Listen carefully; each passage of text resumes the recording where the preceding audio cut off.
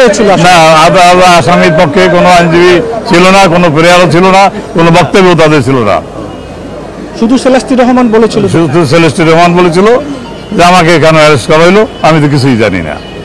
আর বাকি কেউ কথা বলে না? আর বাকিরা অন্য কেউ কথা বলে না। ঠিক আছে।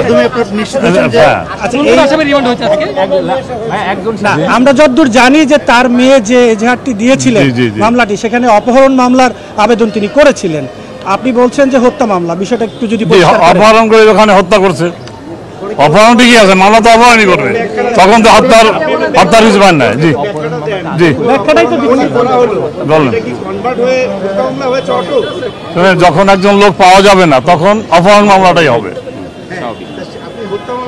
হত্যা মামলা যেহেতু এখন তো ক্লিয়ার হয়ে গেছে, তাকে হোটেলে গিয়ে যারা হত্যা করছেন, খন্ড খন্ড করছেন, তারা তো অনসিস্টেশনে পুলিশের কাছে অনসিস্টেশনে স্বীকার করছেন। এখন হয়তো আজকের রিমান্ডের শেষে দেখা যাবে অনসিস্টেশন স্বীকার করছেন।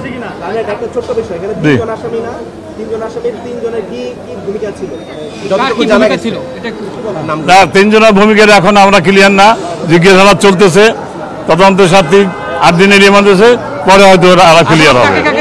আচ্ছা লায়নাত, আমরা একটা জিনিস একটু জানতে চাই, আসামি যিনি হচ্ছেন একজন নারী, যাকে বলা হচ্ছে যে আপনার হানি ট্র্যাপের মাধ্যমে সেই সেখানে ভূমিকা রেখেছিল, আজকে আদালতে দেখলাম যে তিনি বেশ কিছু কথা বলেছেন নিজের স্বেচ্ছায়, আদালত তাকে জিজ্ঞাসা করেনি, কি বলেছে?